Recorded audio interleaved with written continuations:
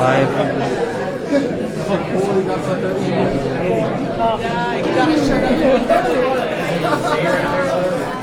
I know, I saw that.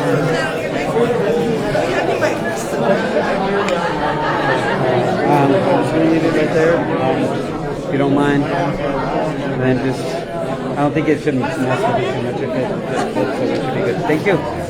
This is your 2-minute warning. 2-minute warning. The program starts 2 minutes.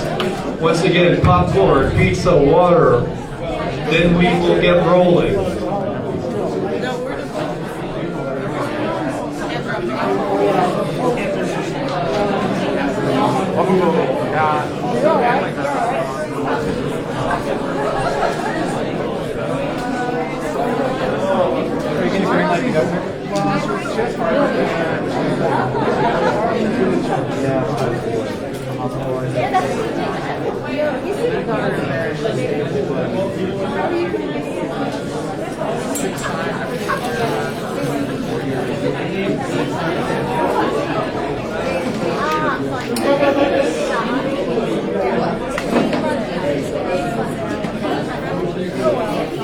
Still smoking. Hard about that. After they took her off, they put her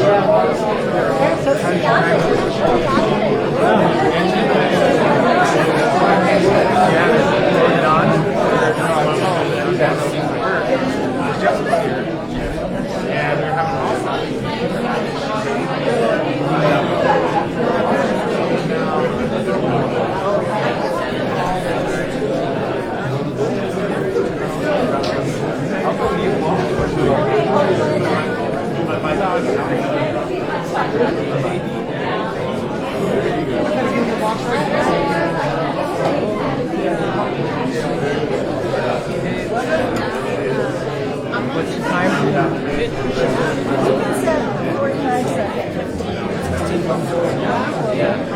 Good evening, Democrats. Democrats, far and wide, young and old. Welcome so much.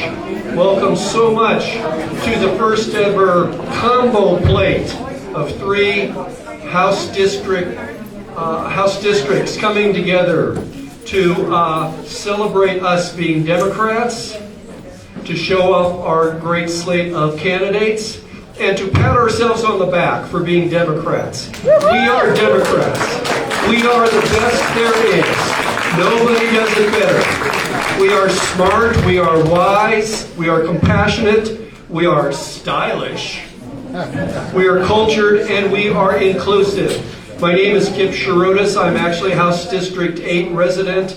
I put on a tuxedo because Democrats need a little style from time to time. This is probably the first time a tuxedo has ever been worn in this labor union hall.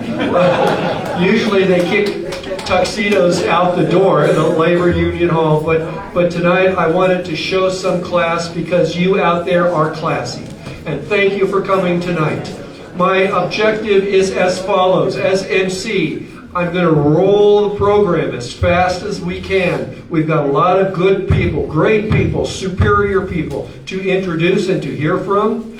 We've got some money to collect. I'm going to be the barker for money. We'll get into the why we need donations tonight. I can explain that later. And I'm just here once again to remind us that we are the best people there is. Nobody does it better than Democrats. I'm going to start right now by introducing the personification of Best Democrat, our own Governor, Jared Polis.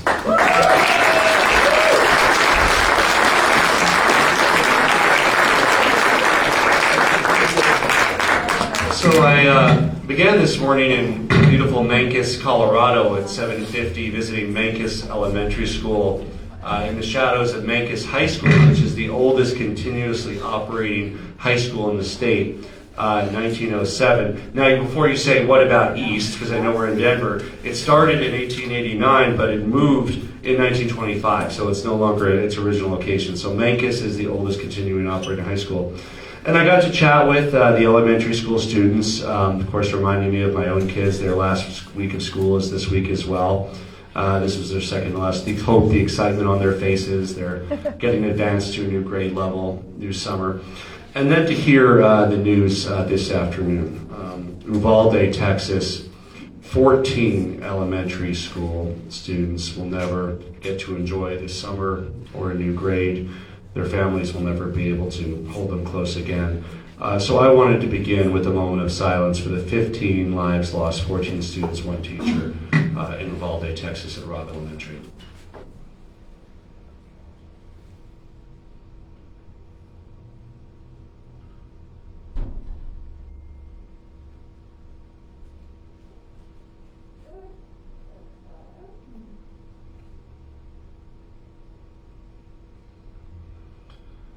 Thank you. And of course, we have to and we will get to the many other topics at hand in the forums today. There's so many issues before our state, but also know that in keeping kids safe, on reducing gun violence, Democrats are leading the way, including here in Colorado. On mental health, we have imattercolorado.org now offering 6 free mental health support sessions for youth all over our state. We also approved additional resources for physical improvements in school safety. And of course, we're continuing to educate, particularly parents, about the red flag law that allows a temporary mental health hold on their kids' access to guns. And we're hoping that that, along with additional measures, really will make an impact in protecting kids and people of all ages from senseless acts of gun violence, what our nation and the world experienced in Uvalde, Texas, just hours ago. And look, we know we've been through some hard times here in Colorado these last few years. We've all been through a global pandemic. In addition to that, the 3 largest wildfires in the history of our state in summer of 2020, and then the most destructive fire in the history of our state, the Marshall Fire, just a few months ago. But despite all that, we've stood strong. We've stood together. We now have even more people employed in Colorado than we had before the pandemic. Your Democratic majorities in the legislature have worked hard to improve the quality of life and reduce costs. We're proud to have, in my first year in office, gotten free full-day kindergarten done, and the legislature just passed the legislation around universal preschool, which starts in fall of 2023. Preschool and kindergarten are, of course, first and foremost important for kids, for successful development, so all kids have the advantage of being ready for school. But it's also a workforce issue today. It's an affordability issue for working families. It's the ability of a second parent to be able to return to the workforce sooner if they choose. Preschool saves families of 4-year-olds about $4,300 a year, and that starts in fall of 23. Kindergarten here in Denver costs about $450 a month for full-time. It was free half-time before the state did the full-time. We also are adding record investments in education so that we can pay teachers better, reduce class size, and make sure that we have the enrichment programs that students need to succeed. We also know that one of the biggest challenges that many Coloradans face every day is that costs are going up. Global inflation, it's supply chain issues, it's a confluence of the pandemic and the aftermath and a lot that's going on in the world. And we're doing what we can here to help you hold on to more of your hard-earned money and reduce costs. So in addition to preschool and kindergarten, we've reduced costs for healthcare and the exchange by over 20% for people who don't get their insurance from the employer, who buy it on their own. And the Colorado Public Option is coming online and starting soon. And so we're very excited about that, as well as taking on Big Pharma to negotiate better rates for prescription drugs. And we now are working on the national approval for what we already allow now to the state, which is importation of prescription drugs from other countries covered through insurance. So we're working on that as well. We also provided some needed property tax relief because I joined many of you in, of course, repealing the Gallagher Amendment because of its many unintended consequences.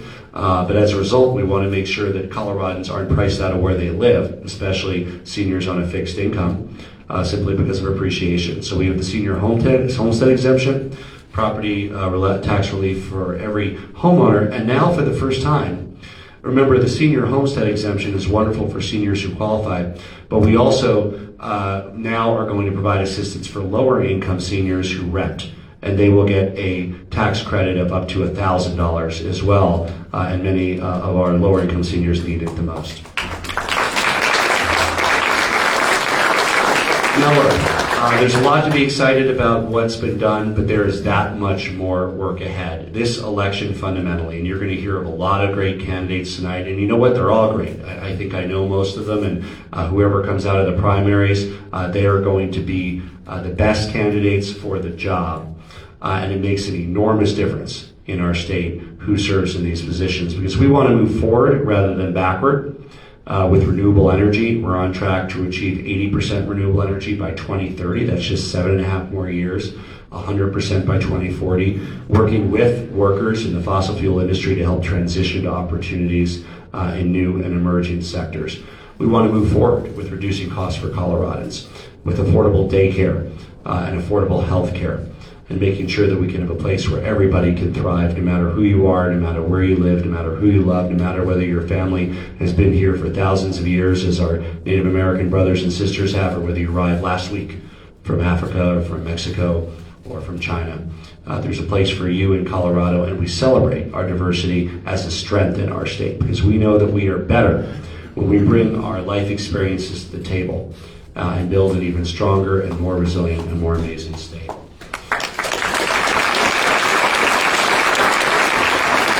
This is truly our Colorado, and I know you join me in never taking it for granted how fortunate we are to live here, to raise our families here, to work here, to retire here. And my commitment to you is this: I will continue to work hard every day to get to even brighter days ahead in Colorado. And I hope that everyone, of course, particularly those, and we have a 10-year-old and a 7-year-old. I know that families across the country and the world are holding their kids a little closer tonight and tomorrow as we continue the fight for public safety, to make Colorado more affordable, to protect our environment, and to save people money. Thank you and welcome, and it's exciting to join you tonight.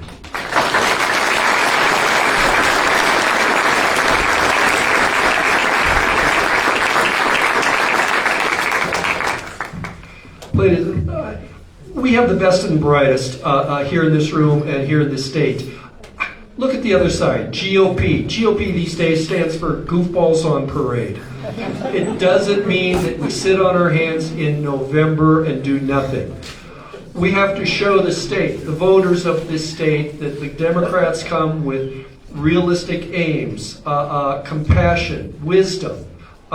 Because the goofballs, the grand old party, Goofballs on Parade, they're not going to stay goofballs too much longer. They're going to flush it out of their system and start to come up with candidates. We need to beat them this November, next November, and the November after that. One way we need to do that, get out the vote. One way to get out the vote is the resources needed. On the back of your chairs in front of you, you will see barcodes. You know what those are for. Those are for donations. Over here, there's envelopes. We need donations because we've got money to raise. House District 5 has so many condos and apartment buildings. You can't get into those and just knock on the door like the old times. You got to mail into individual units in that district.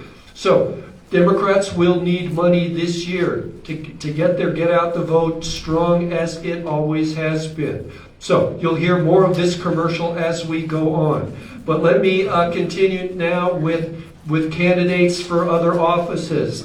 John, are we here? John is going to be our master of technology tonight. He is going to introduce virtually our Attorney General, and hopefully our next Attorney General, Phil Weiser. You're on.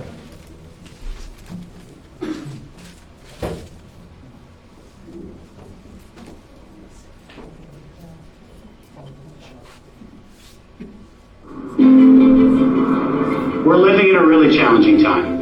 But let me tell you what I learned from Justice Ruth Bader Ginsburg and my grandmother, which is we have to believe in a better future. We can't give up hope. At the Attorney General's office, we're there for everyone, to fight for the people of Colorado. So, those who've been harmed by irresponsible businesses, those who are facing pollution by irresponsible actors who might harm our land, air, and water, and those whose civil rights are violated. We've been holding them accountable, getting refunds for consumers, sending a message to companies. If you're going to take advantage of consumers, we're going to come after you. That's what we do. We fight for justice in all Coloradans. And together, we can, we must, and we will do better.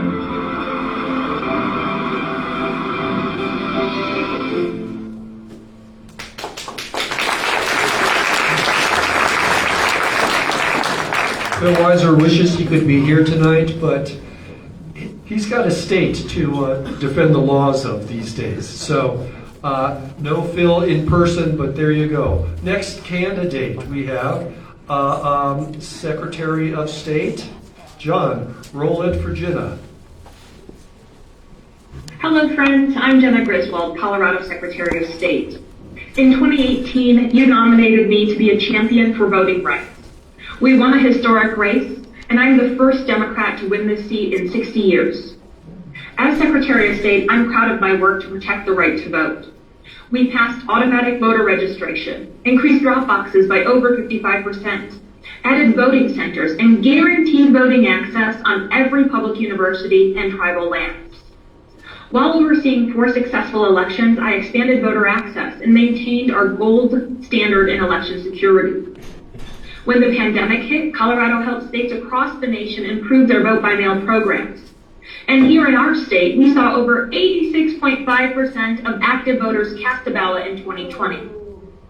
When Donald Trump tried to steal the presidency, I was there, shedding light on the lies and stopping him from disenfranchising Coloradans and Americans across the nation. Their failed attempt to steal the presidency hasn't stopped. It just shifted towards future elections. We are now seeing the worst attack on democracy in recent history. I'm standing up against the anti-democratic forces because as Secretary of State, I believe that every eligible Republican, Democrat, and unaffiliated voter should have their voice heard in our democracy. Now extremist Tina Peters is running against me. Tina works with election deniers. She was removed from overseeing her county's 2021 election and is under criminal investigation. With her in this race, Colorado's elections and all of our progress is at risk. As Secretary of State, I will always defend the right to vote and fight for the future of this nation. This race will be hard, the stakes are high, but we cannot watch the slow erosion of democracy and hope for better days. Those better days depend on all of us. Democracy is on the ballot in 2022, so let's work together to save it. Thank you.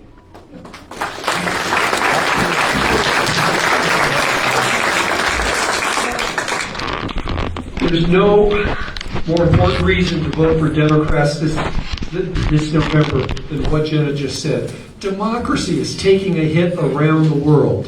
What we used to think was something to be proud of in the world, the way we vote, the way we declare a winner, and the way losers gracefully bow out.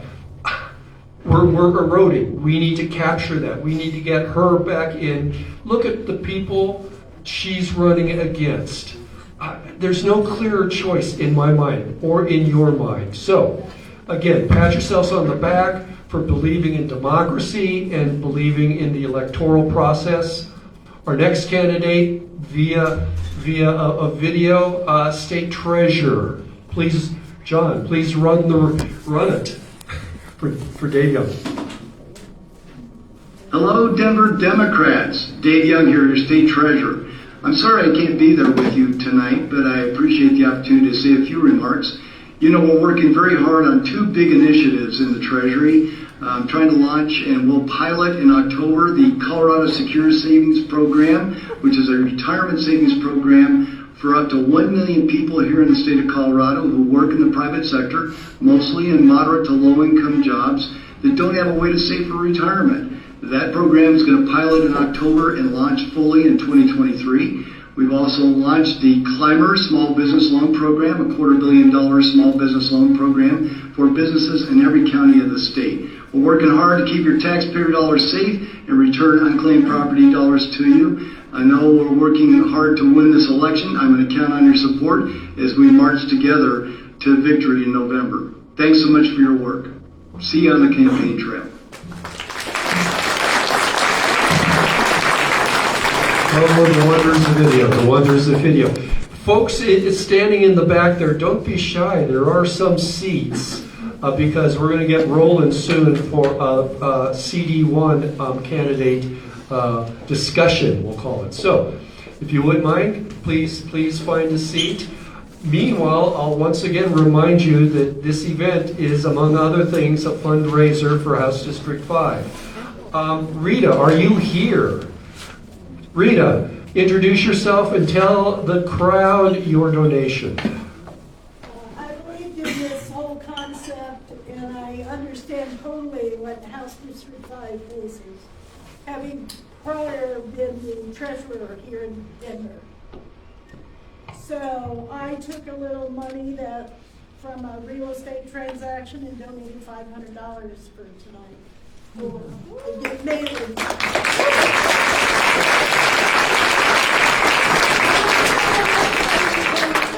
But anything you can donate would be greatly appreciated. Thank you, Rita. Thank you very, very much. Yay, Rita. At the end of the show tonight, this isn't just a decorative piñata. This is going to be an auction item piñata.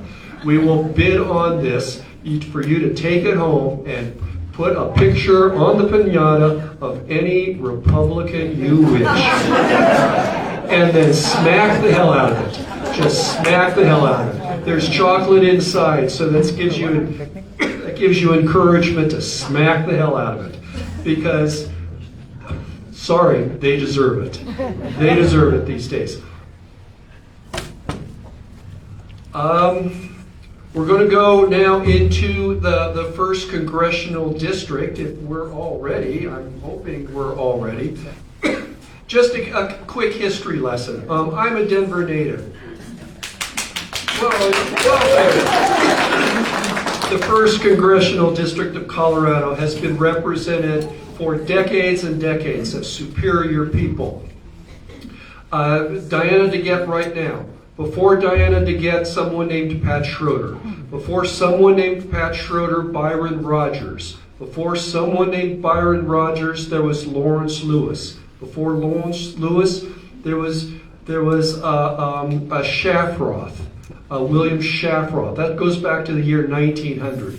Every one of these representatives stood up for the first congressional district of Colorado, stood up with good ideals, wisdom, intelligence, and the ability to represent the people of the first congressional district. We're going to move now into the first CD discussion forum, whatever you call. I'm going to introduce now the person who will be moderating that discussion, Paul Paratori from House District 5. Paratori, good Italian name, North Denver. The Democratic Party has a long, long legacy of Italians in North Denver getting out the vote for Democrats. So, in keeping with the North Denver tradition, let me introduce Paul Paratori.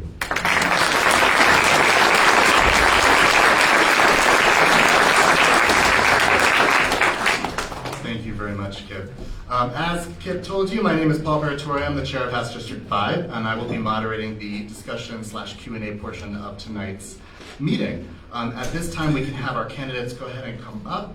You will already see on the sides of the room that you can sit on. We'll make sure your microphones are on as well.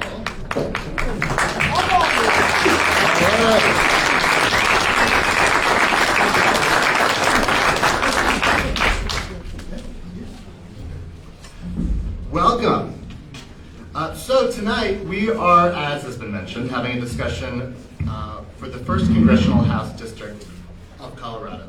We have our two candidates here tonight. Our first is our incumbent Congressional Representative, Diana DeGette, on my right.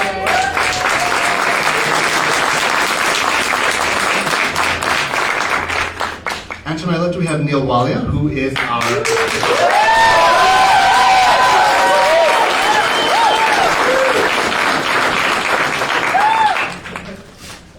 Briefly, candidates, there is a set of lights right down there that you can see. They are quite bright, so you shouldn't worry about missing them. You will have 3 minutes for your opening statements. You will be shown the yellow light when you are halfway through your time, and you'll be shown the red light when you have 15 seconds remaining. For our Q&A portion of the debate tonight, you will have 2 minutes. Each question will be directed to both of you, and you will both have 2 minutes to respond. You will have the opportunity to rebut a candidate's answer. You'll have 30 seconds to make one of those rebuttals, and we can have up to 3 of those from each of you per question, so kind of a back and forth. There won't be a light for that segment. I will just be kind of guiding us and keeping us to the clock in a timely manner as possible. There will be some audience-based questions or some community-based questions that were also solicited for members of the community.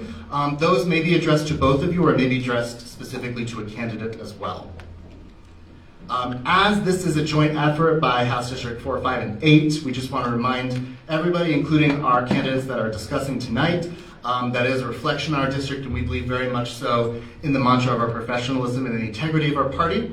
And as a part of that, the extension of our rules would also say we please avoid any kind of direct attacks or, and sticking with the questions at hand, if at all possible. I will do my best to professionally and gently keep us on track tonight. After that, there will be 1 minute and 30 seconds at the very end of everything for both of y'all to have some closing remarks as well, just kind of brief closing remarks and pull everything together as well. And if y'all are ready, we can begin. All right, fantastic. So we're going to begin with a couple of different topics, but the first one on the docket tonight is election. Are we doing opening statements? I'm sorry? Oh, I'm sorry, yes, opening statements. So that's an important part, right? So we will begin with opening statements with Diana DeGette. And for questions, we will begin with Mr. Neal Walia.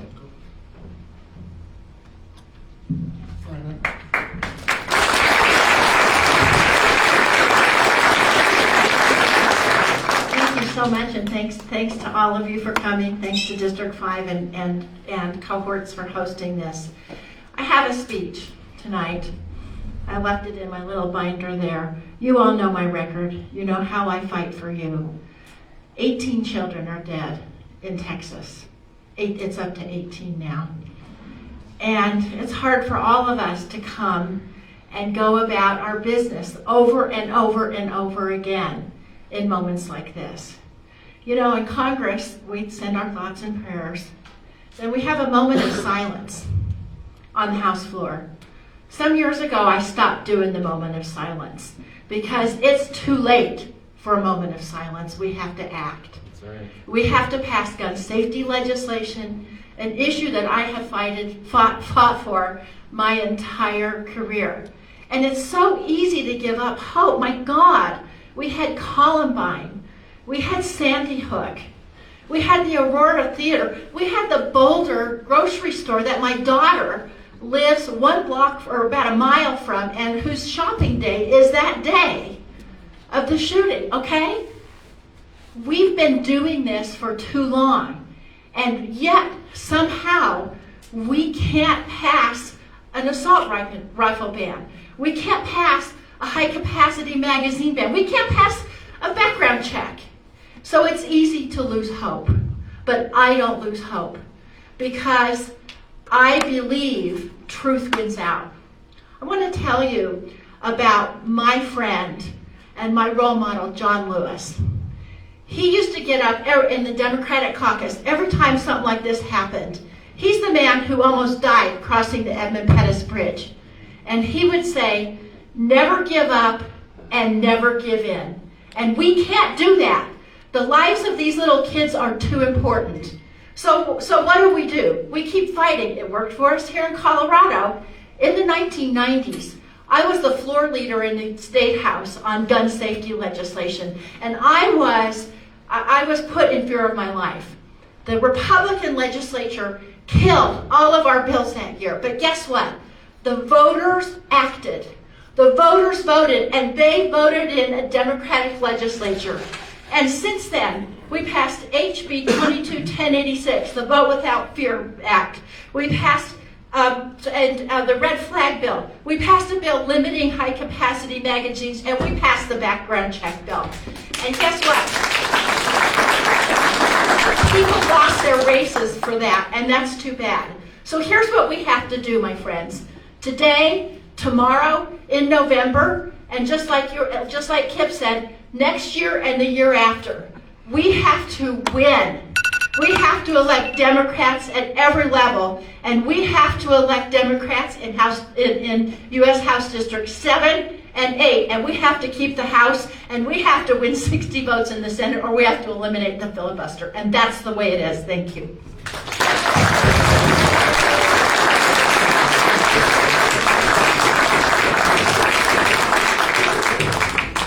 Thank you, Congresswoman DeGette. We'll now turn to opening statements from Mr. Neal Walia.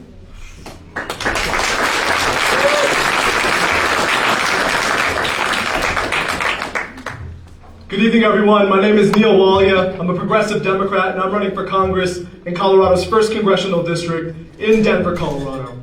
Before we begin, I want to take the time to thank the Denver Democrats for organizing this forum. I want to thank the Local 720 Union for hosting us here this evening. And I want to thank my opponent, Congresswoman DeGette, for being here on stage with me. Grassroots campaigns like mine are often not afforded the opportunity to participate in conversations like this. And so on behalf of me, my wife, my family, and my entire community, I just want to say how much of an honor and a privilege it is to be on stage with you right now to address our communities. I'm the son of Indian immigrants. I'm the first person in my family to be born in the United States. And like many immigrants, my parents came to this country in pursuit of what was known as the American dream. And like my parents, I have taken all the steps that I have been told that would allow me to build a better life for me and my loved ones. I'm someone who's fortunate enough to have gone to undergrad at CU Boulder and graduate school at the University of Colorado at Denver, where I received 2 master's degrees. I taught students for 2 years. That allowed me to get a job with the former governor's office of Colorado, John Hickenlooper, on a team that was committed to fighting homelessness in our state. And that took me out to Washington, D.C., where I spent a handful of years of my career working in and out of the halls of Congress in our nation's capital. And yet, in spite of taking all of these steps, like many of us here in this room, my life feels like it's in a more vulnerable place than it's ever felt. My wife and I are being crushed by a lifetime of student debt. We cannot afford to buy a home in the city that we love. The cost of childcare actively delays our ability to begin our family, and now our parents are actively delaying their retirement, not only because of the economic insecurity that they face, but like many of you in the audience, they're asking themselves a very important question. Do I still have a role left to play in shaping the future of my children, of my grandchildren? It was feeling all of these pressures in our own lives and knowing that there are millions of Americans across this country who are going through exactly what I'm going through, if not completely worse. That is why I am running for Congress.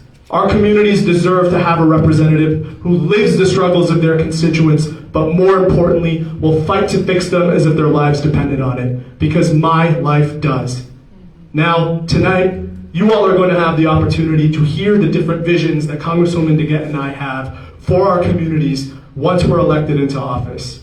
And throughout this night, I'm hoping you all can answer 3 important questions. Who are we?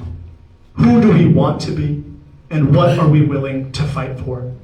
Thank you all so much for the opportunity to be here. I'm very much looking forward to answering the questions that you prepared for us tonight.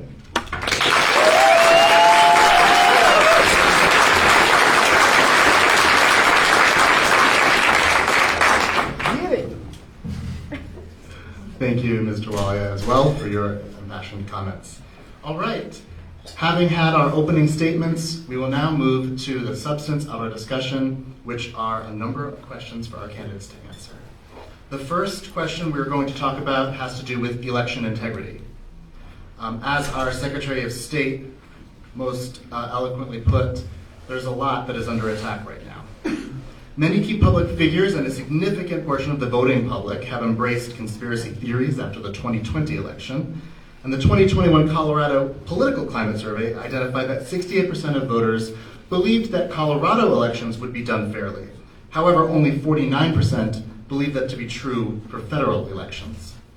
There has been no shortage of legislation throughout the country seeking to add restrictions that would make voting harder and less accessible for many. And such calls have even been made here in our state of Colorado. To our candidates, can our election system be trusted? And what do you feel are the main causes of this issue? And what can be done to restore public trust and ensure this problem gets better, not worse? And we will start with Mr. Walia. All right, thank you so much for that question. And I think the short answer is that, fortunately, in a state like Colorado, we can trust our election system thanks to the good work of Secretary Griswold, who is fighting very hard for us to make sure that the integrity of our elections are strong and secure going forward. And I want to say that I'm very happy to hear that Congresswoman DeGette brought up Representative John Lewis, because I think one of the most important pieces of legislation that we need to be passing in the House is the John Lewis Voting Rights Act. And in the spirit of Congressman Lewis, the most important step that we can take at this moment in time to ensuring that we are voting for our rights is to abolish the filibuster. We know for a fact that right now, the 60-vote barrier that we have in the Senate is preventing us from taking a real step forward and not only fighting for our voting rights, but codifying reproductive rights into federal laws and a number of other progressive priorities that we all care about. The filibuster is a racist tool that was designed to historically segregate communities of color in this country since its inception. We have to abolish the filibuster. We have to do everything that we can while Democrats host the majority in the House, the Senate, and the presidency to fight for what we care about. Because as the moderator said, the Republican Party has been very clear about what's coming next. Roe versus Wade is just the start. Our voting rights are next, our human rights are next, and in this moment, we have to act. We have the ability to act now, and it's time that we took that step forward. While I have a little bit more time, I think one of the biggest problems that we face as a nation is disinformation.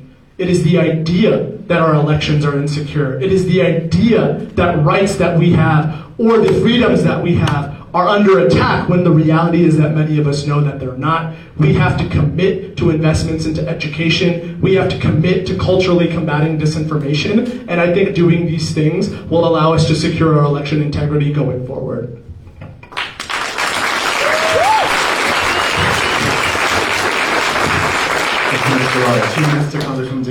Thank you.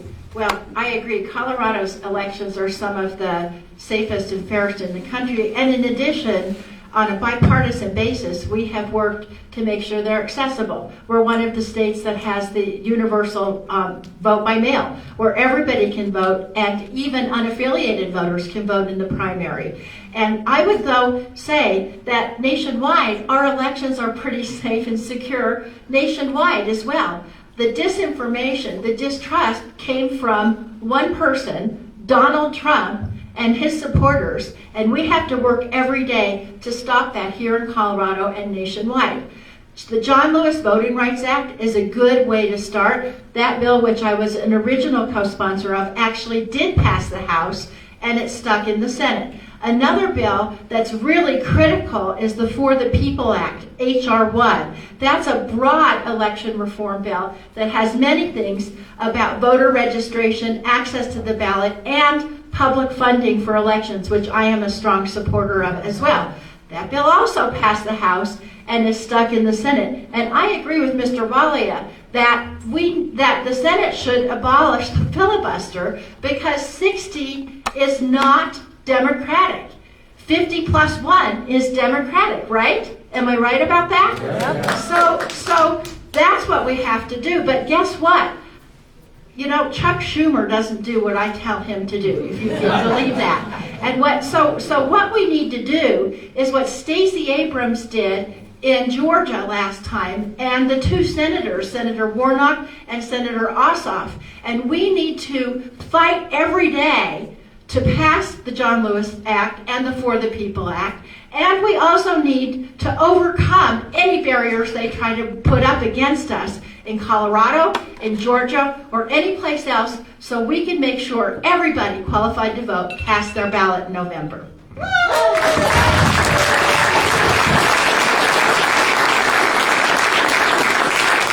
Congresswoman DeGette, is there any rebuttal? Be nice. First First, let's echo everything that Congresswoman DeGette said, and I'm going to revisit this point a couple times throughout the course of this evening, which is the necessity for the Democratic Party to holistically reject corporate PAC dollars. Because what we know is that corporations are actively funding the very same problems and the very same candidates that we are fighting against. And so if we truly care about combating what we're talking about, which is election insecurity, disinformation, and all of these issues, we have to stop being or creating the problems that we're fighting against. That starts with rejecting corporate money and stopping the vehicles of financing that are putting forward Republican candidates who are spreading the disinformation that is harming our country. I will just say when we pass H.R. 1, then there will be no corporate PAC money. But right now, I have to comply with the election laws that we have. And if anybody thinks that by someone making a campaign contribution to me, it impacts my vote, I'm going to suggest that you tune in to C-SPAN tomorrow morning. I'm chairing the Oversight and Investigations Subcommittee investigation into the baby formula, and I have hauled all the companies in to testify about why in the United States in 2022 we have a shortage of baby formula, and you can see if I'm in anybody's pocket when you watch that.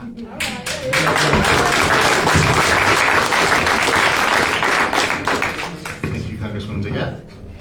If there is nothing else for this question, we can move to the next question. Did you have anything else you wanted to say? Are we allowed to? You are, absolutely are. So, I think we should acknowledge what Congresswoman DeGette is saying is true, right? I do not necessarily think that her votes have been purchased.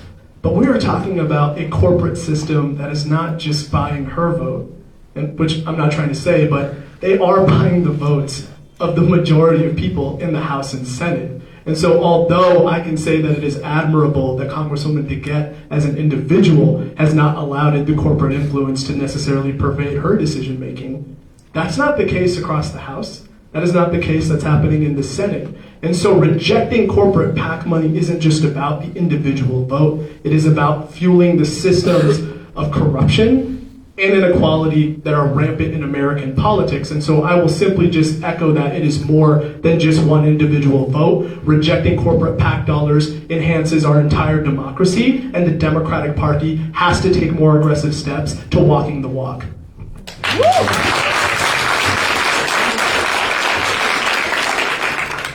All right, with that, we'll move to the next topic, which is a timely topic. It is abortion access. This question will first go to Congresswoman DeGette. The Colorado legislature recently passed HB 22-1279, the Reproductive Health Equity Act.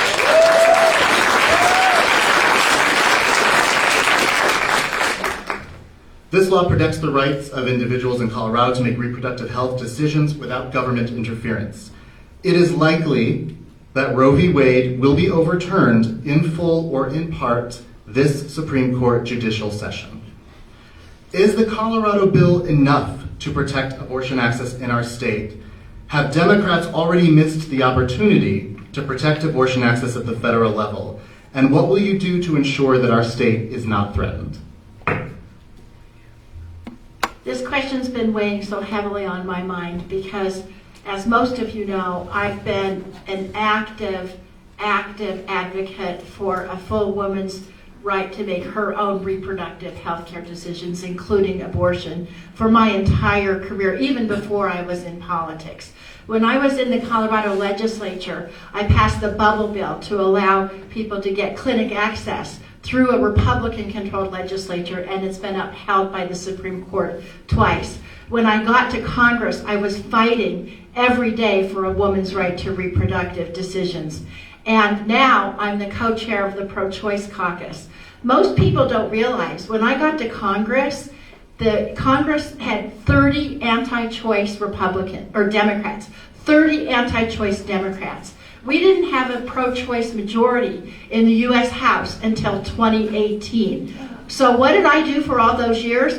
I spent all my time, number one, trying to convince Catholic politicians from blue-collar districts that no matter what their personal beliefs were, that publicly they needed to give everybody the right to make their decision. That's the first thing I did. The second thing I did is make sure that the Republicans didn't codify the Hyde Amendment and other bad things that we couldn't get out.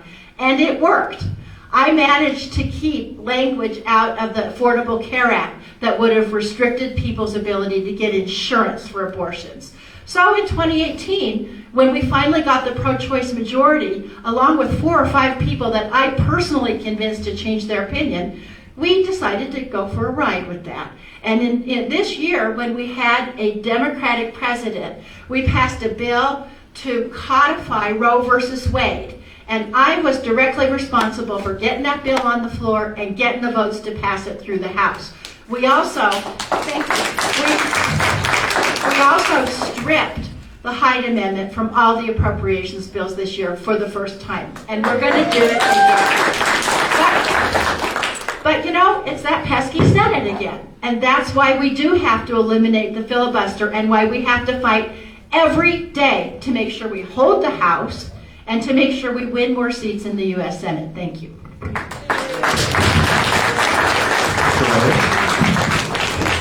Yeah, first, I'll start by commending Congresswoman DeGette's long legacy on this issue. She has been a tireless advocate on this, and she deserves all the praise that she receives on it. First, I want to start by saying abortion is healthcare. Abortion is a human right. And in this moment in time, we know that the Republican Party is coming for Roe versus Wade. They've said it. They have stacked the court strategically to ensure that the moment that we are experiencing as a collective right now would take place. And so it comes back again to knowing that while Democrats maintain the majority in the House, majority in the Senate, and the presidency, what can we do right now to combat this? Congresswoman DeGette already said it. First and foremost, we have to start with abolishing the filibuster. The second thing that I'm hoping people of Congress can start advocating for is stacking, or I should say expanding, the Supreme Court.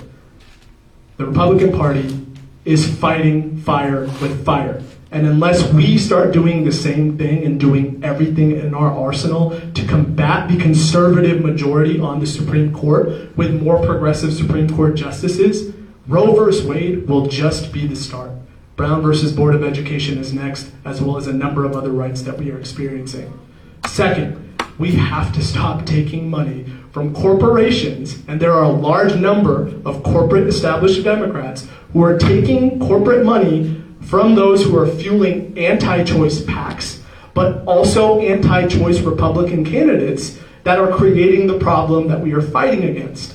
We cannot claim to fix the problems that we care about if we are in turn creating them. And the final piece of the equation that I want to talk about is the need for us to continue speaking out against people in both parties who are challenging our rights. And so one thing I am hoping to do when I'm elected into Congress is to be that voice of accountability. I am not beholden to any corporation. This campaign has not taken a single penny from any corporate entity, and that in turn will allow us to be the tremendous advocate that we need to be once we're elected into office.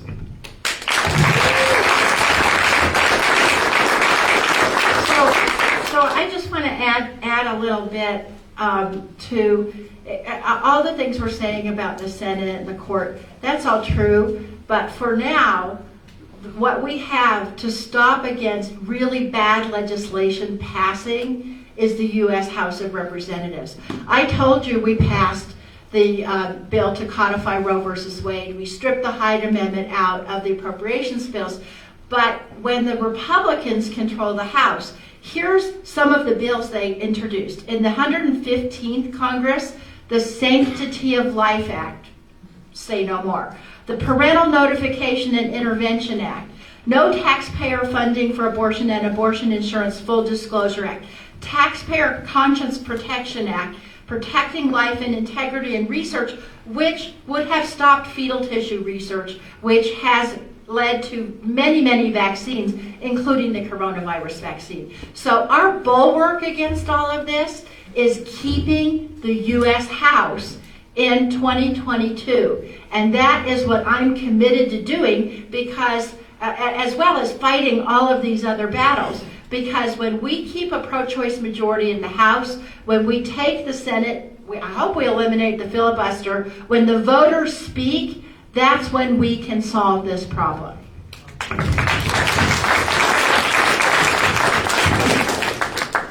So one thing I want to remind everyone that's happening actually tonight in Texas, there is a Democratic primary taking place between an anti-choice Democrat named Henry Cuellar versus a pro-choice grassroots progressive candidate named Jessica Cisneros.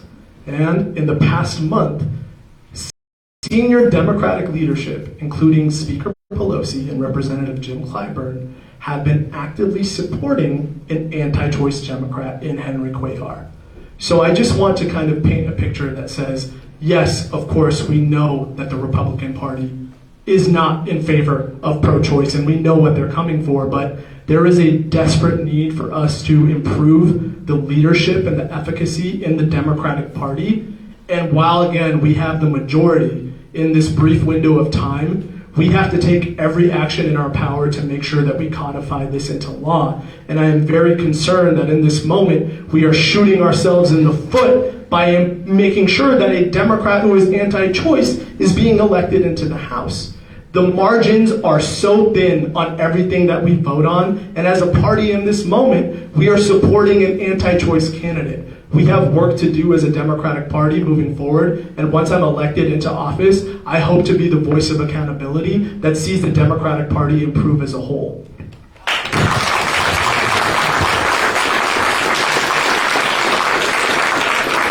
As a reminder to our candidates, you do have 3 rebuttals, but they're limited to 30 seconds apiece. And you have 3 rebuttals per question, but they're 30 seconds apiece. So I'm trying to be as flexible as possible, but I felt like those comments needed to be more than 30 seconds. The next question that we're going to talk about is gun violence, which unfortunately tonight is another salient topic. We're now sitting here in the aftermath of yet another shooting, this time at an elementary school. This is on the heels of a shooting in New York just last week.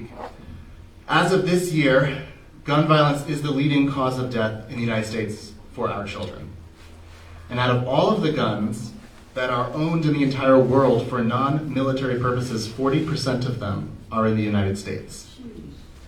This question will first go to Mr. Walia. If you are elected, what are the steps that need to be taken immediately in order to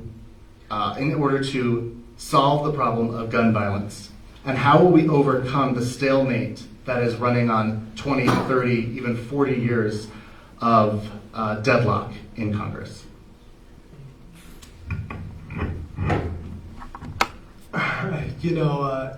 Obviously as we walked into this evening, I knew this would be a question that we would have to answer. And I was trying desperately to think of what the right thing to say is, what kind of solutions I could set forth. But the reality is that we're failing as a country on this issue. And that I think I can safely say that as a team, as people in this room, and even between me and Congresswoman DeGette, that I think we all agree on what the solutions are that have to be done as we move forward. Of course, like many of you, I believe in more effective gun regulation. Of course, I believe that we have to increase mental health services. Of course, there are so many laws and proposals that we've heard time and again that we can echo again and again, but as I said, it's not working. And I think what I also want to kind of frame is that this is not just a gun violence issue. This is also a white supremacy issue. Right now, in our Congress and in our culture, white supremacists are running rampant and are advocating for a culture of violence against BIPOC communities nationwide. And as much as I want to sit here and talk about certain laws that we can be passing and certain things we can be doing to improve the outcomes on this very poisonous aspect of American culture, I feel like it would be totally disingenuous for me to just say the same things over and over again when we realize that this is not going to be the last time that a day like this happens. And so I think the best thing I can say in order to honor the victims of today, yesterday, and sadly the victims of tomorrow and the future are to say that I will holistically commit to fighting for more effective regulations. I will holistically commit to fighting for healthcare and more access into resources that can create healthier communities. And I will continue to stand with the victims and the communities who suffer at the hands of gun violence and white nationalism every single day.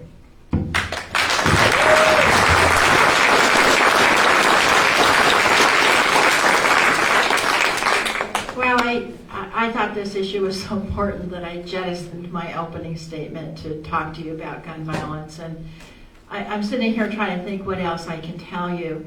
And I guess what it is, when Sandy Hook happened, when Columbine happened, I was in my second term in Congress, and I had just come from being the point person in the Colorado legislature on gun violence. I remember one day I was down on the floor making my arguments, and in the gallery were about 50 women, gun advocates, and they stood up and en masse and stared me down.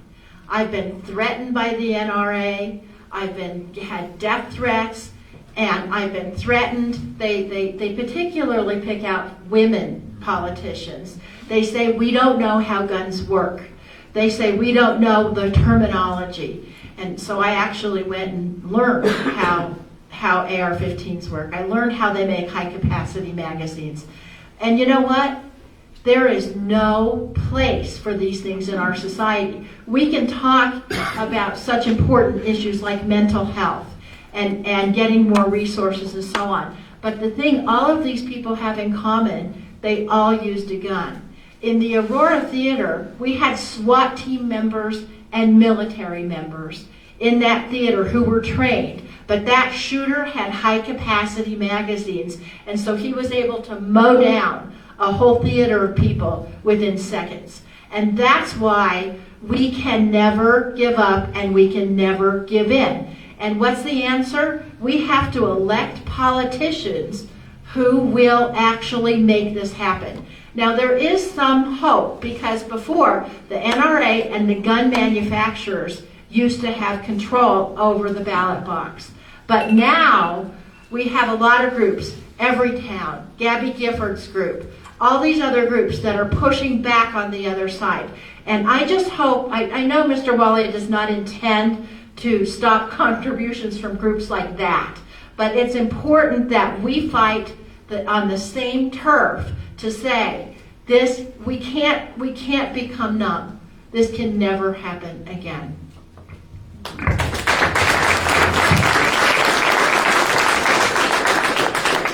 Thank you to both of you. The next question we have is somewhat of a less heavy statement. It's a contrast question, so actually the substance of the question will be the same, but it will be worded differently to each one of you. And we will begin with Congresswoman DeGette.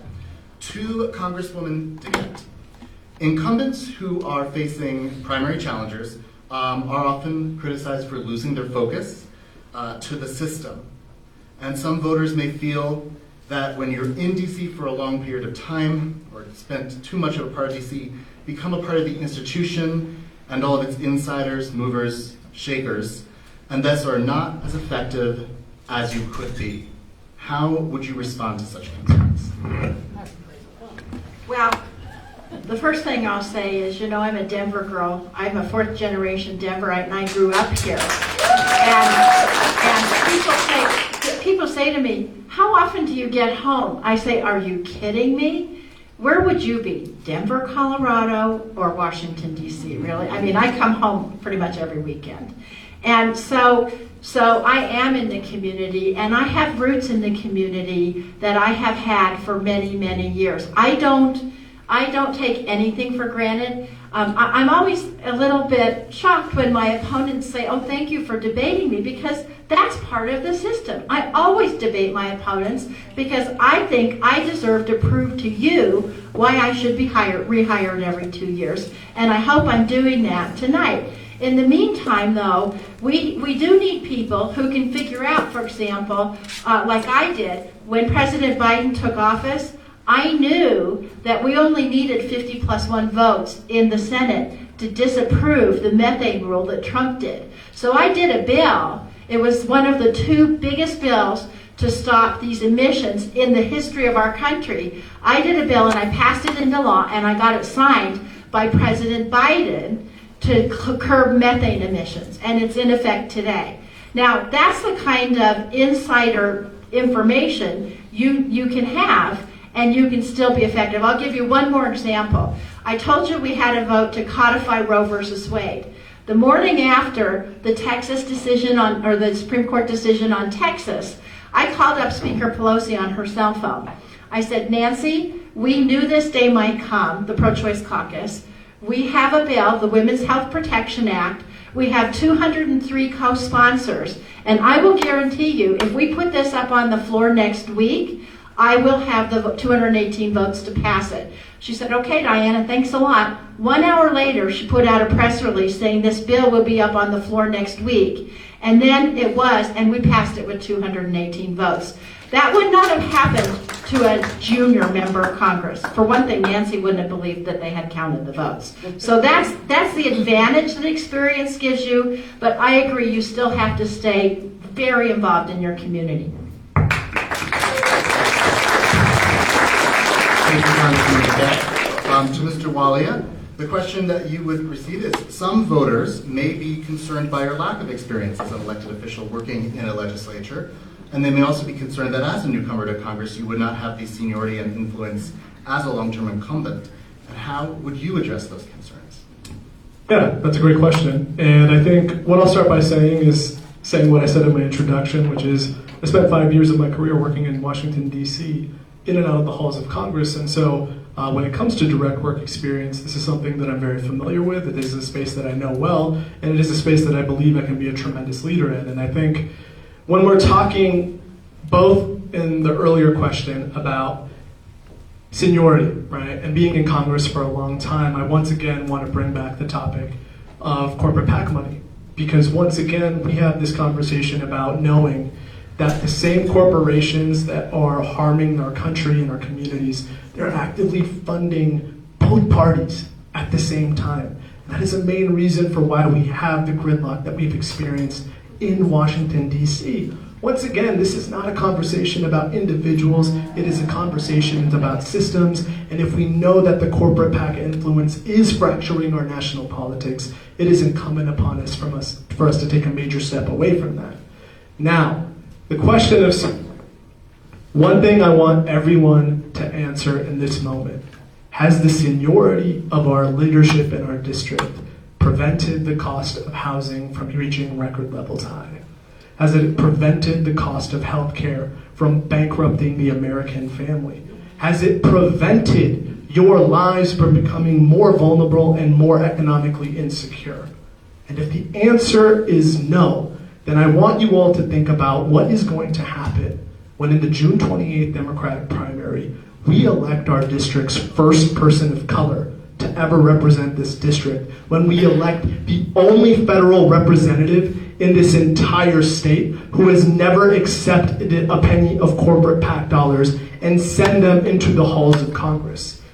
Let me remind you that we are a D+57 district. We are the most progressive district on this side of the United States of America. When we're elected into office, it's time that Denver becomes a leading voice in the fight for a Green New Deal, for healthcare as a human right, and housing for all. And once I'm elected into office, that's exactly what I'm going to do.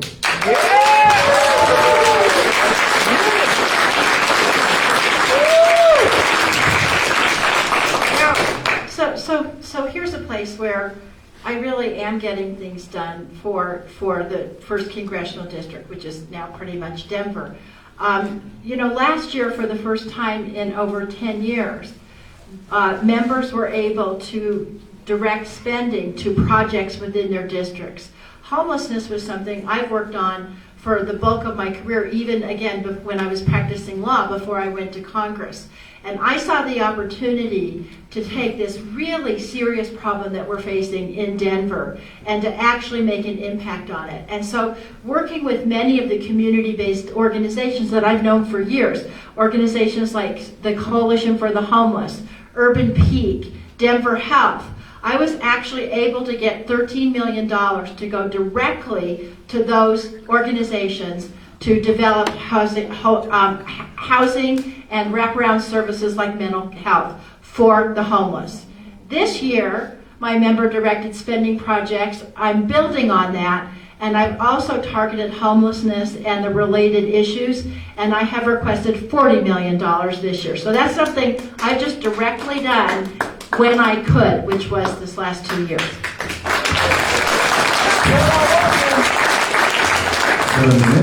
Yeah. First, let's applaud the fact that every single dollar that the federal government can invest into the housing crisis and the homeless crisis is a major step forward. We need these investments, but I think what has become frustrating to watch is that we have now started to come into a pattern of reactivity. 2005 is when Mayor Hickenlooper first started Denver's Road Home. That was his way of planting a very important commitment in our city, in our district, that the housing crisis, that the homeless crisis is something that requires proactive engagement on. But what we have found that is happening in the federal government is that we often wait for these problems to become full-blown crises. And so while I will say that all of the dollars that we are fighting for these various organizations who are working on these critical issues is applauded, it is not enough to stop the rising number of unhoused individuals. It is not enough to prevent this very predatory real estate market from continuing to put families on the streets. This is why our campaign has been so committed to focusing on the issue of homelessness. And if you visit our website, you will see a very comprehensive framework and a proactive set of steps that we can take as a district to not only end homelessness in our district, but across the country. It starts by first introducing a homes guarantee resolution onto the House, elevating homelessness and housing to a national priority, and triggering multi-billion-dollar investments into permanent supportive housing, but also affordable housing. From there, we have to move towards providing health care as a human right. That is why we believe in Medicare for all, coupled with mental health services. We know that when our families are put into homes and our unhoused neighbors are put into homes, they will need to heal and take a step forward. And the final piece of this equation is the Green New Deal. Not only is it a strong commitment in putting us away from the climate catastrophe that we're all experiencing, but is the opportunity to build and create a new economy from the bottom up that sees working class and middle class families all across the country thrive. The federal government has a unique ability to create millions of jobs through this vehicle. Jobs that pay a thriving wage, that provide comprehensive benefits, and jobs that can target disenfranchised communities, such as the unhoused, who may have, let's say, a minor felony on their background for something like marijuana possession. The federal government can waive these barriers to entry, and so when we're talking about addressing this crisis, let's put our unhoused neighbors into homes, let's pass Medicare for all, let's create a green economy, and doing this will not only end the homeless crisis right here in our district, but it will change the game nationally, because we know that this crisis is not just a Denver issue, it is a national issue.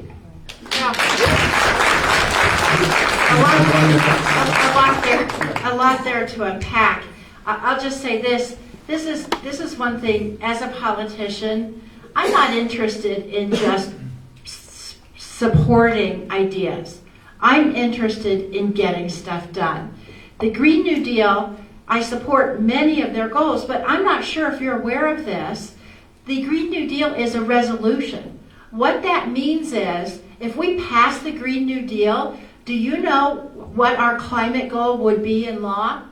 Nothing. It's just a resolution. The other housing resolution that Mr. Walia said he would introduce, wonderful idea. If it got passed into law, do you know how many new housing units would be built for homeless people?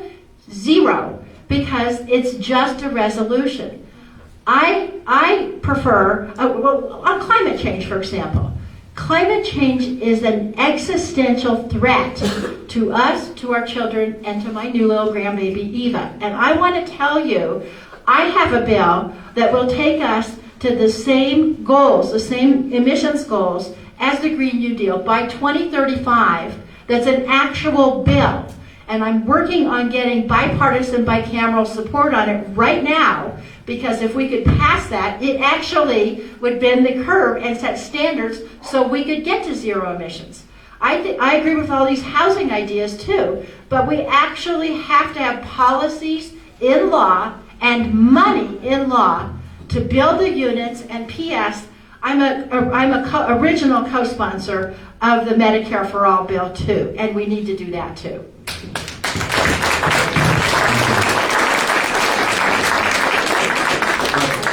That ends the segment of our evening that is prepared questions, only because we want to leave some time for questions that were submitted by the community.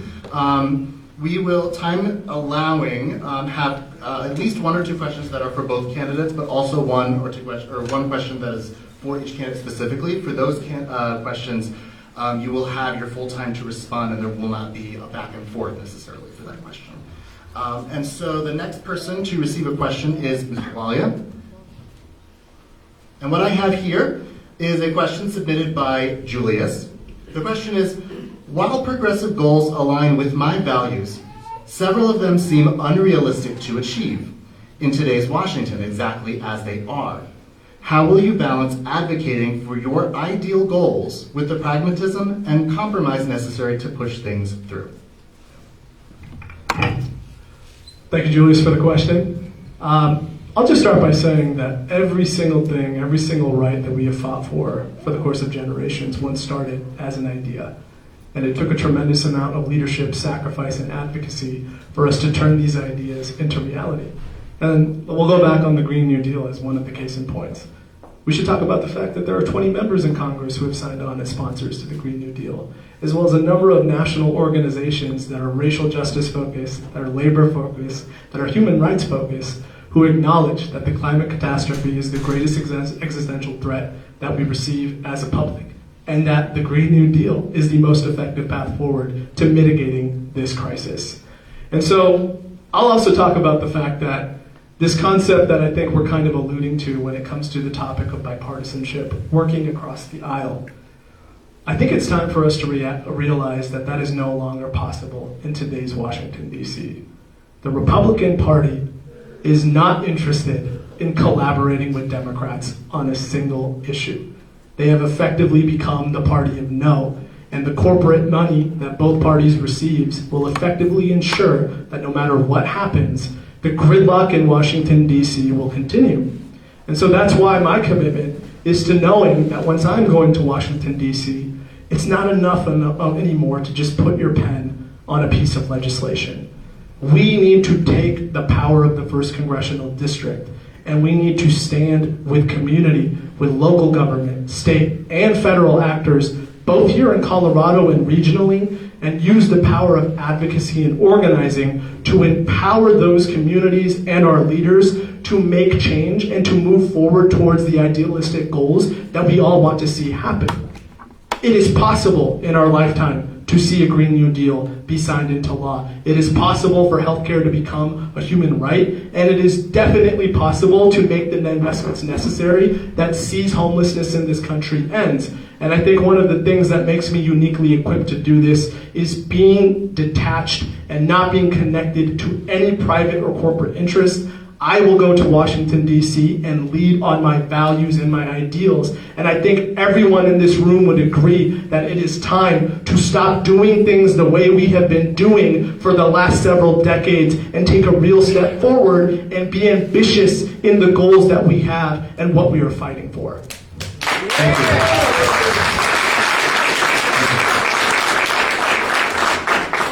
All right, Congresswoman DeGette, I have a question for you. This question was submitted by Deepak Walia. After many terms in Congress,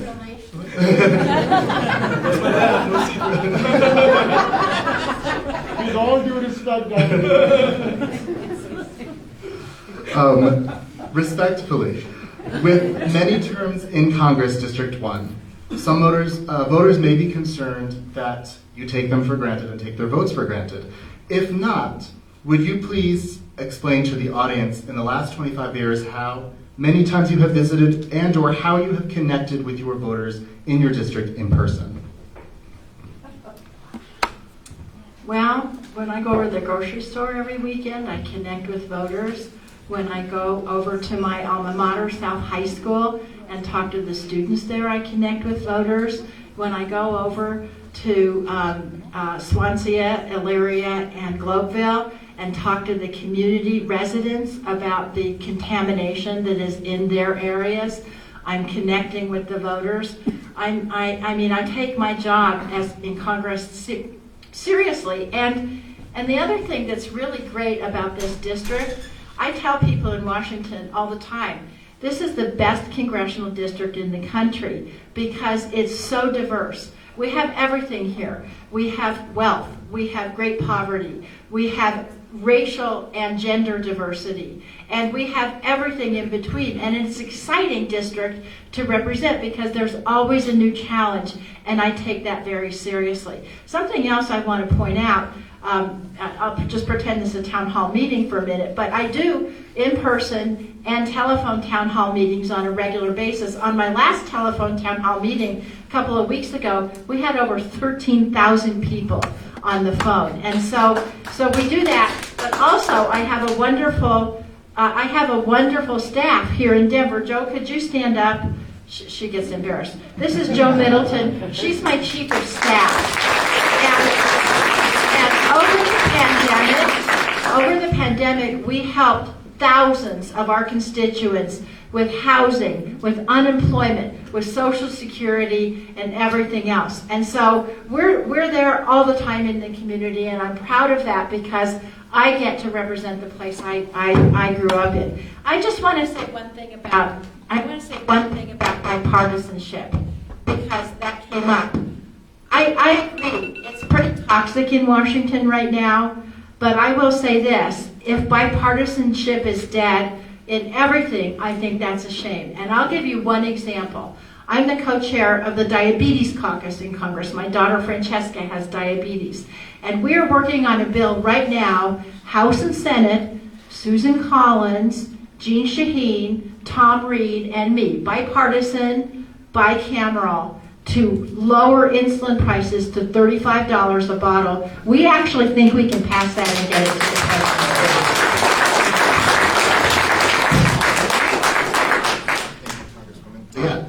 The next question is to both candidates. So we will return to the format of 2 minutes for each response and then allotted rebuttals. The question will first go to Mr. Walia. This was submitted by Kiran Wasim. The recent murder of Shireen Abu Akleh by Israeli forces marks the continuation of an assault on democratic institutions by Israel and is one carried out with our tacit support. Do you believe that the incident should be investigated by the international community? Yeah, of course it should be investigated. And let's make something clear. What is happening in Israel, in Palestine, in the West Bank, in Gaza, is apartheid. It is human rights atrocities that take place every single day. And this has been the case for several years. And so, when we're talking about how can we engage on human rights atrocities and how can we acknowledge and as a country make better steps forward, the first thing, and I'm going to get back to this again and again, we have to stop taking corporate PAC money from organizations like AIPAC, who are militant, conservative, and are not interested in a two-state solution. In fact, this conversation is oftentimes used as a barrier for meaningful engagement on the very topic that we're discussing. So the first commitment I can make to every single one of you is that I will never take money from organizations that are fighting against human rights, and I will use my voice to speak out against human rights atrocities not just taking place in Israel and in Palestine, but all across the world. And another thing that we have to commit to as a country is to stop sending our public dollars to countries that we know are committing human rights violations. And we do this repeatedly over and over and over again. It goes back to being part of the problems that we are supposedly solving. And so, yes, let us call for an investigation. Let us stand with Palestine, free Palestine, And I am dedicated to being an advocate and speaking out against every single human rights atrocities that I can speak out against once I'm elected into Congress.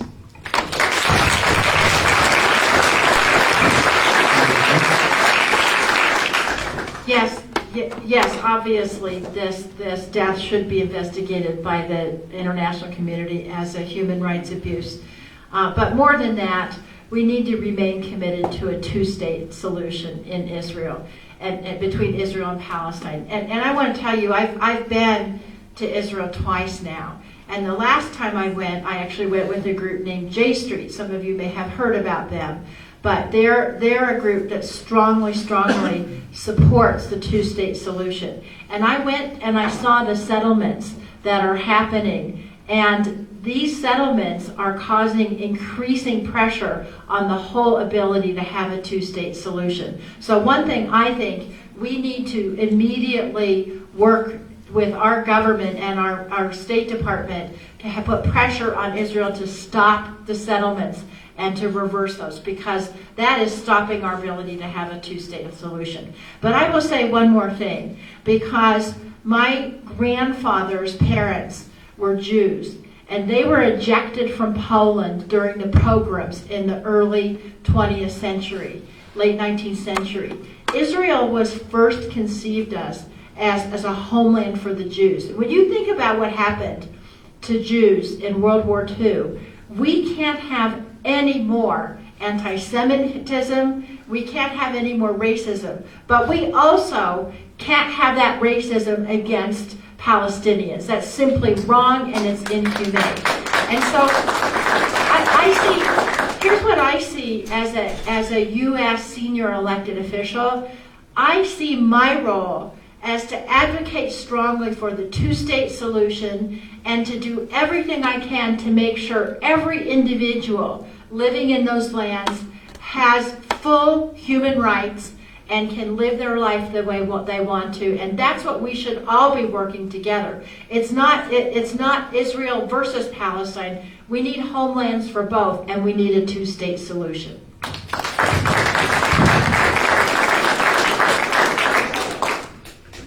All right, I want to thank both of our candidates tonight for being here and for engaging in a fantastic discussion.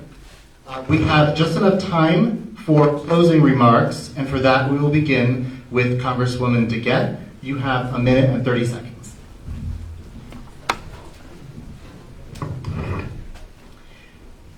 Thank you so much, Doctor. Great job. And Mr. Walia, thank you so much. Thank you for sharing the stage with me. I really appreciate you doing it. And I want to say thanks to all of you for being civic-minded. It is really important. My staff told me I should talk about me a little bit because I'm such a policy wonk. I always talk about all of the bills I'm doing, all the public policies. I'm going to tell you about myself.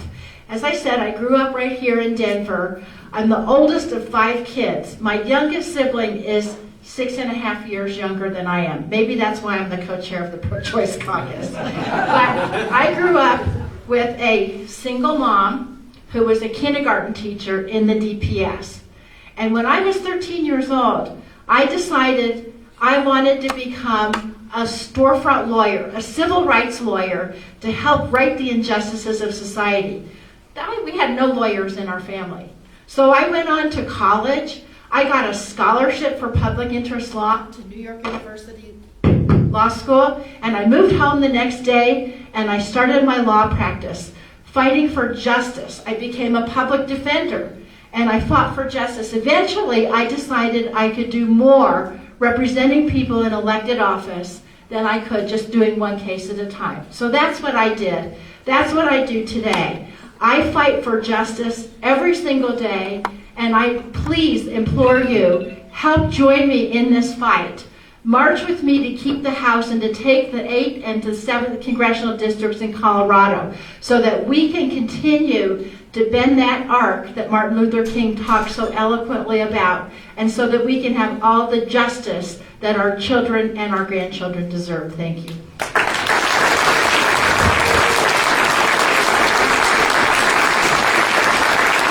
Mr. Walia, 1 minute and 30 seconds.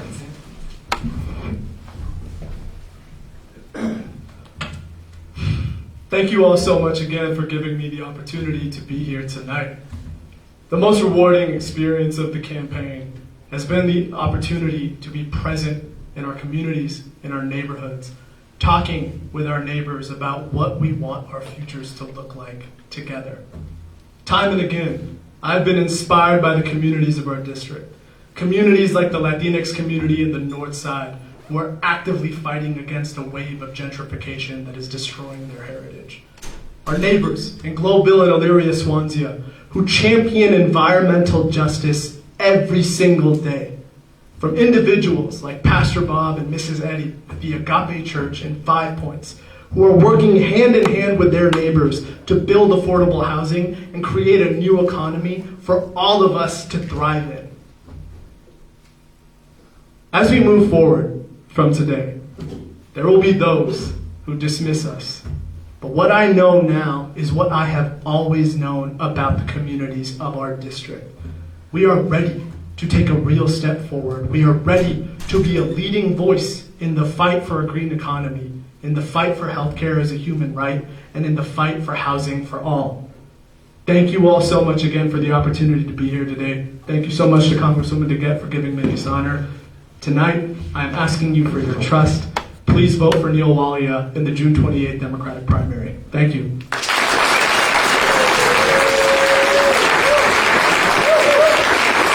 you.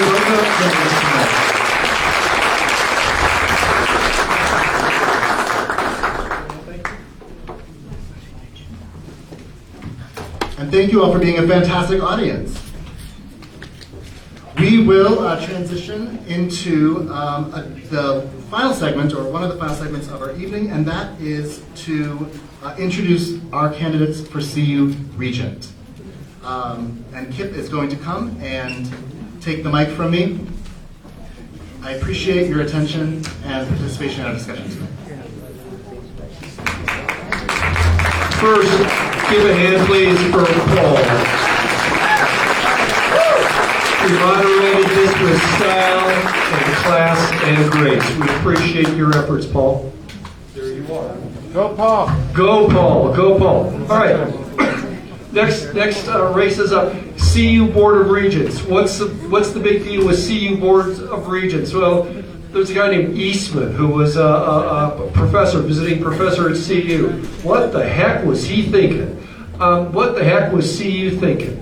I want to introduce the candidates we have for CU Regents. Do we have Wanda here in person? Wanda, stand up, turn around, and give a very quick introduction of yourself. You need a mic? Hello, everybody. Thank you all for coming out tonight. This was an engaging conversation for CD1. My name is Wanda James, and I'm running for CU Regent. Just real quick, wanda4cu.com. They give me 2 minutes, so I can't get through everything. Experience matters.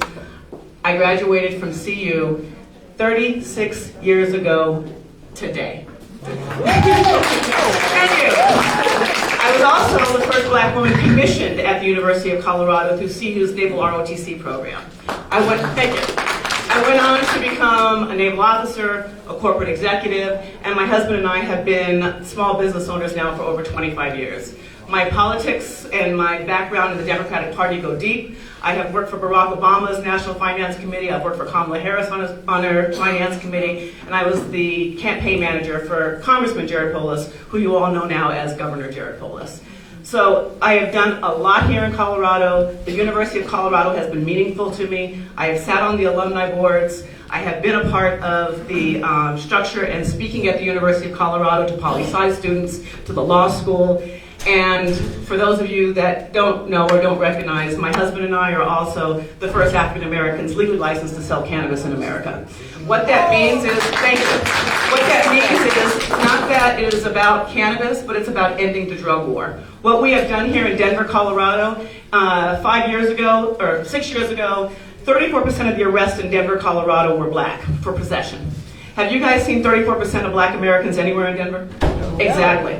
So since we have been able to legalize, What we have done in Denver, Colorado alone is we have reduced the arrest rate by 97% for simple possession for everyone. So this is what ending the drug war does. It ends slave labor, and as far as the University of Colorado is concerned, it ensures that your children will not lose their federal scholarships, loans, and grants to be able to continue to go on to be college. The drug war affects more people of color than anybody else, and this is why I am fighting to be the regent at the University of Colorado. Experience matters, tenacity matters, and knowing what you're doing matters. And that's what I bring to this seat. 30 years of knowing what I'm doing. So once again, Wanda James, June 28th. I would really love to have your vote. The other really great thing about graduating today, I also married my husband 19 years ago today. So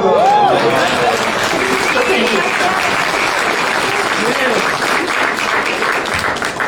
Hey, question, where's Diana at? I thought she was supporting the community. She left? My bad, I'm just Okay, CU Regent candidate Johnny Wynn. My bad. I'm sorry. Not able to attend. A surrogate for candidate Wynn. I just want to address that really quickly. We worked really hard to get all of the candidates here, at least videos for the ones that could not be here, and we keep it legit in this House district. 4, 5, and 8 have worked really hard on this. I don't like that you said that. She does support our community, but this is one stop on an evening full of things that she made time to stop and do, and she did need to be on her way to her next meeting. So I think that is both unfair and disrespectful of the candidate's time. So thank you for raising your opinion. I'm going to kibosh that and tell you as a leader in this House district, we don't talk about each other that way. So please, that type of comment's not welcome. Okay? Okay. Okay? Thank you. I hear you. Surrogate for Johnny Wynn. Yeah, never mind.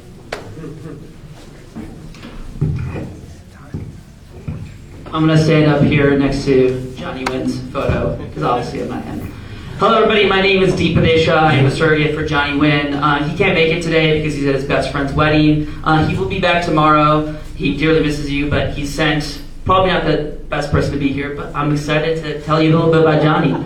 So Johnny and I actually met a decade ago on Democratic campaigns. A lot of familiar faces in here probably know Johnny for over a decade as well, because he's been volunteering with Democrats for a long time. We eventually ended up going to law school together, and there we worked on diversity initiatives together. We campaigned against Mark Kennedy together, and we also taught constitutional law to at-risk students together.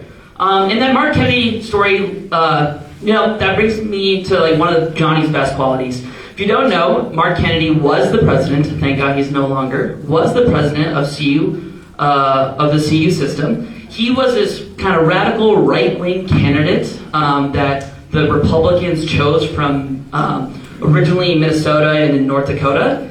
Johnny and I were involved with that process from the beginning, trying to get a student on the board. We found out about his appointment roughly in our morning AM law classes, and by that afternoon, Johnny had organized all the students, all the alumni, the staff, the faculty, emailing everybody to get together to oppose his nomination.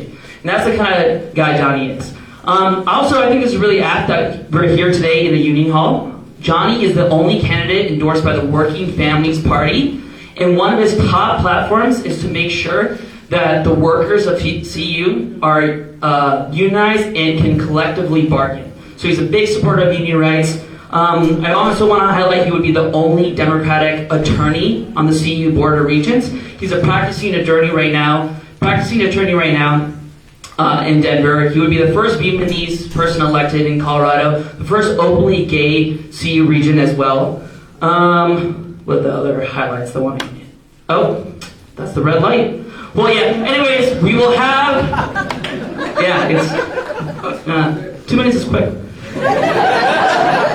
Thank you for letting me be the second best Indian speaker today. Maybe the one with the better hairline.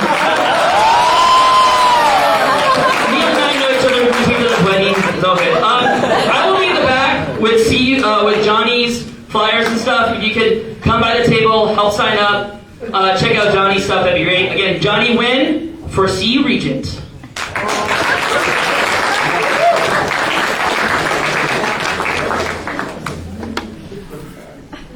Time to start wrapping up. It's time to start, however, thanking people. First of all, I want to thank the Labor Union Hall here. Anthony Trujillo, raise your hand. Business Manager, Laborers International Union. This building has always been a safe haven for Democrats. Why? Because Democrats are always for minimum wage, Davis-Bacon, OSHA improvements. This is our breeding ground. This is our safe haven. This is where we get together with labor unions. Thank you. Thank you so much, Anthony. House District 4, House District 5, House District 8 officers, please stand and be acknowledged.